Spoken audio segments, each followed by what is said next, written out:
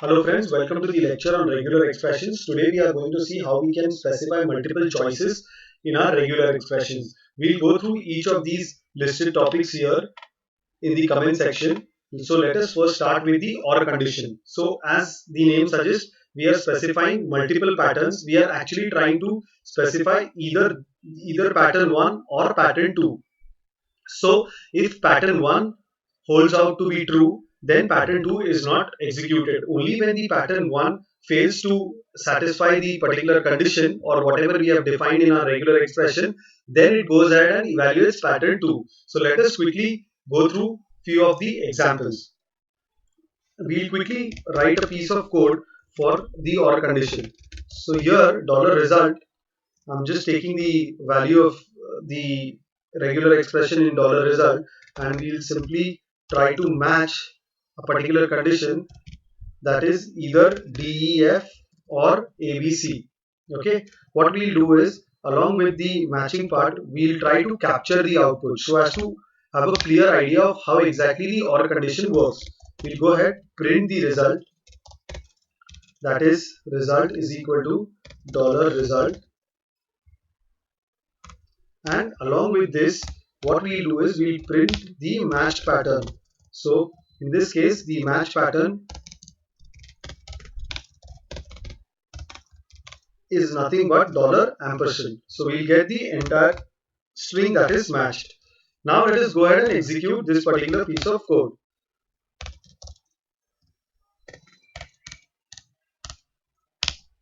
Now if you see, it has matched ABC. So as I said earlier, it failed to match pattern 1. It went ahead with pattern 2. It was successfully able to match this. Hence, it gave us the result as 1, that is true. And it gave us the pattern that was successfully matched, and that is ABC. So, this is how an OR condition works. Now, let's say we want to make sure that we are able to match pattern 1. So, I'll simply put an addition sign. We can construct the regular expressions on either side of the OR condition or the pipe operator, just as we have done till now. We can use all the rules or rules that are applicable to construct a regular expression, just like we have done when we were not using the OR operator. So you can have a lengthy expression here and a lengthy expression on the other side of the pipe operator. That is pretty much valid. Can basically have anything and everything that you know about a regular expression. In case you need to specify such kind of conditions, you can definitely do that even when you are using the OR operator. So now I'm just trying to say that D followed by multiple E's followed by F, or I'm trying to say ABC. Now if I go ahead and execute this particular piece of code, you can see we have got D, E, E, F. So in the previous case it evaluated ABC, but because this particular pattern wasn't matched, but in this case it evaluated the first pattern and that was a successful evaluation, so it didn't even bother to evaluate ABC here. So this is how the OR condition works in regular expression. Let us move on with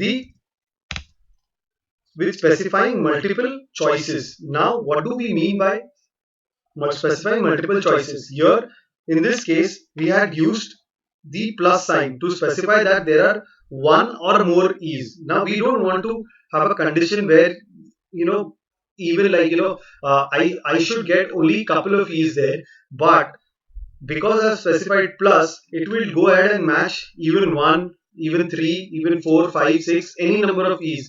But I don't want such kind of condition to happen. So how do we overcome this particular obstacle? So what we'll do is we'll simply copy these three statements, and what we'll do is we'll operate on the same expression. We'll remove the OR condition here.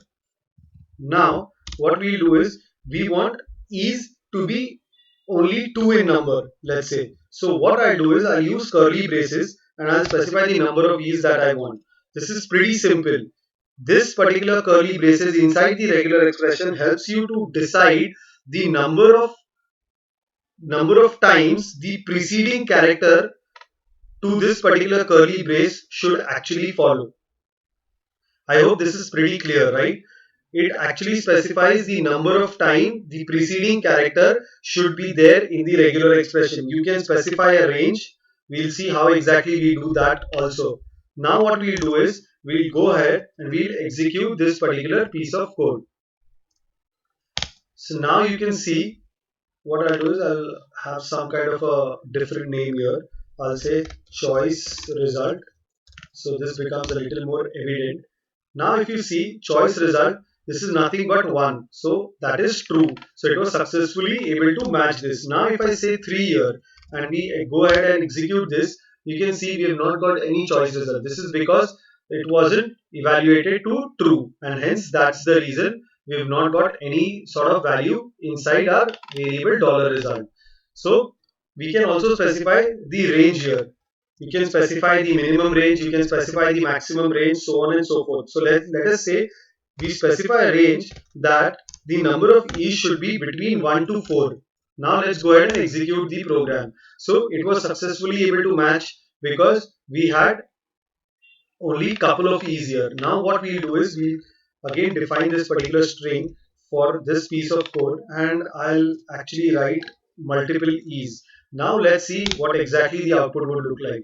We've said the number of e's should be only between 1 to 4. 1 is minimum and 4 is maximum. So anything below 1 and anything above 4 should actually not match the pattern. So in this particular case, we have more than 4 e's, and hence the result is like result is false. We were not able to match this particular pattern. So this is how you can specify range to the number of times you want a particular letter or a character. You can also use these choices with the character class. So let's say I'm specifying E inside a character class, something like either E or E between 1 to 4.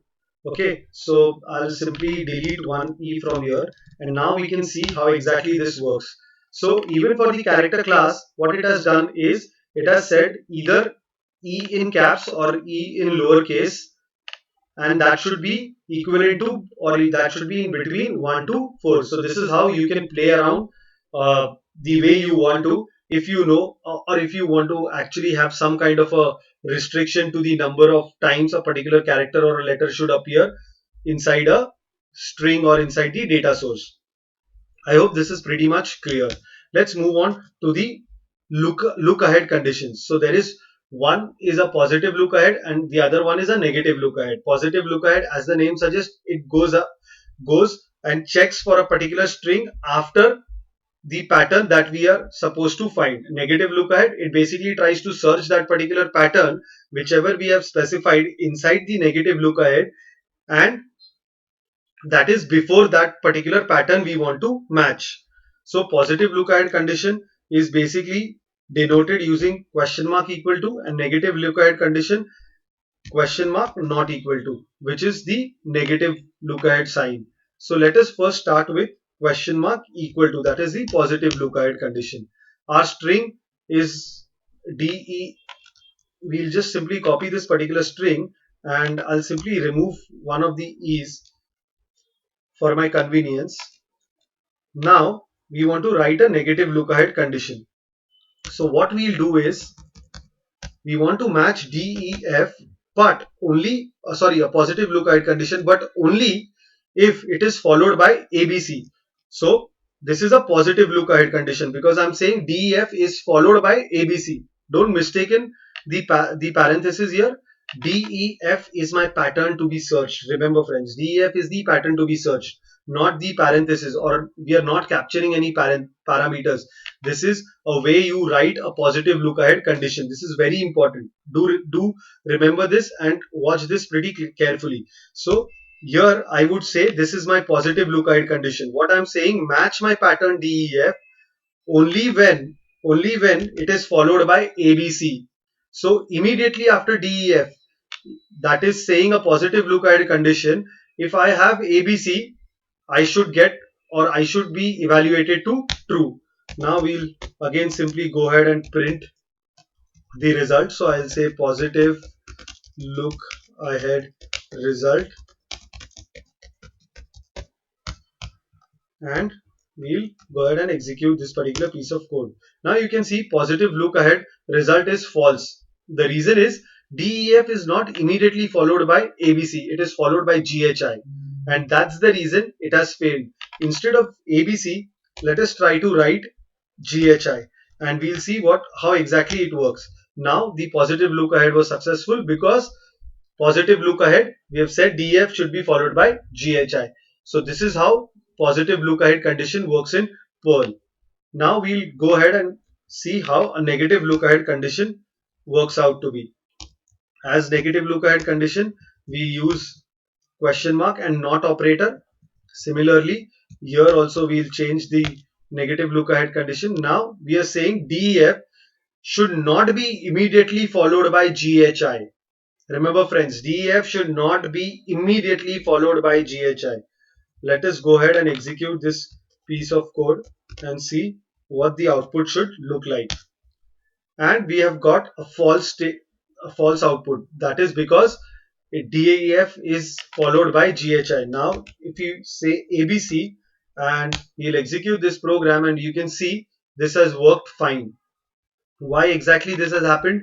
Because DEF in the negative look ahead condition, we have said DEF should not be followed by ABC, and the string or the string variable that we had defined, in this case DEF is not followed by ABC, and hence the negative look ahead condition holds out to be true. So I hope this is pretty much clear. Let's say we want to substitute a part of string with another string. So there are a couple of ways we can do that. They both are quite different. So do have a clear look. This would be required many a times, because we may need to search for a particular condition, and then once the condition is reached, we may have to change that particular part of the string with something else. So let us see how we can substitute a particular pattern, or we can substitute a matched pattern with a different set of characters, letters, or anything that we want to substitute it with. So to actually enable substitution, we use the S operator. S operator is used for substitution. As you can see, Notepad++ gives me this particular syntax. So the moment I click here, it actually says for substitution you need to have 3 forward slashes. Inside this, you need to say what I need to substitute. So I need to substitute DEF with, let's say, JKL. So this is how I can substitute my DEF with JKL. Now, where do I need to substitute? I need to substitute inside my string variable, that is $str. And what I can do is I can simply go ahead and print the result. So now what I'll do is I'll say print new str, that is $str. Okay. Now let us go ahead and see what has happened here. We'll define our string variable, our string here, and I would simply say substitution. Okay. Now let us go ahead and execute this piece of code. So now you can see my initial string. What I'll do is I'll go ahead and print the previous string also. I'll say original string and new string. So now you can see original string was DEF and new string is JKL. Instead of DEF, it was being replaced by JKL. So that is how substitution works. So it goes ahead, matches for the pattern. Remember friends, it goes ahead and matches DEF. It should get the entire DEF as a pattern to actually replace it with JKL. Now if I change my string and say multiple E's are there inside this particular string, and if I go ahead and execute it, you can see it didn't do anything. So when we called substitution, it wasn't able to substitute anything because it couldn't match this particular pattern. We have specified DEF, match DEF inside this particular string, and it wasn't able to do that. You can specify some special characters. You can write a particular regular expression in the substitution column also. Now if you can see, it was successfully able to match or substitute the string JKL instead of this particular pattern. So substitution operator works on pattern basis. I hope this is pretty much clear now. Let us understand how the TR operator works. So this is again this is also an operator in Perl, which or in regular expression, which helps you to replace characters, not patterns, in a regular expression or inside a string. So let us see how exactly it works. So let's say this is my original pattern, that is DEF. Now, as I said, I want to replace DEF with JKL. Okay, and instead of S, we'll quickly go ahead and change it to TR. So again with TR also, you can see we have 3 forward slashes just like S. But the output would be pretty interesting in comparison to the substitution operator. What I'll do is I'll simply write here as print working with TR. Okay, now let us go ahead and execute this. I think I've missed my statement somewhere. Okay, so okay, this should be fine. I'll quickly execute it. Now you can see, friends, this is pretty strange enough now. So what if you look at the output working with TR, concentrate on these two lines. The original string, as you know, it was the string that we had declared in the str variable. It has double E and F. Inside the TR, what we have said, replace D with J, E with K, and F with L. So that is what exactly has happened. So D has got replaced with J, E is replaced with K. So there are multiple E's. It has replaced all these E's with K. So you can see multiple K's, and it has replaced F with L. So even in this particular string, if you have multiple DEF or multiple instances of, let's say, you have something called as DEE, now you have uh, something like FG, then you have uh, DT. So let's go ahead and execute this particular piece of code. So you can see all the occurrences of D, E, and F are replaced accordingly. As I said, in substitution, it operates on patterns. In case of TR, it does not operate on patterns. What it does is it replaces individual character by character. So it replaces D with J, E with K, and F with L. So this is pretty interesting. This is not what you would actually want in case you're thinking that I just need to search for a pattern. Whenever you need to replace a particular piece of pattern, always you need to use S. But in case, let's say you are working with a file where you just need to change few words or few letters across the length and breadth of the file, then you should use TR. You should use TR only when you are sure of what you are trying to do, because it will replace all the occurrences. So this is something like when you do a find and replace, that is, it does not replace word by word, it replaces each letter by letter. So it does not goes ahead and says this pattern has to be replaced by this pattern. It maps the character by character and replaces these characters individually inside your given data source. So I hope the functionality of TR is also pretty much clear. With this, we come to the end of our lecture on regular expressions. I hope the entire part of regular expressions was pretty much easy and is clear by now. Thank you, friends, and I'll see you guys at the next lecture.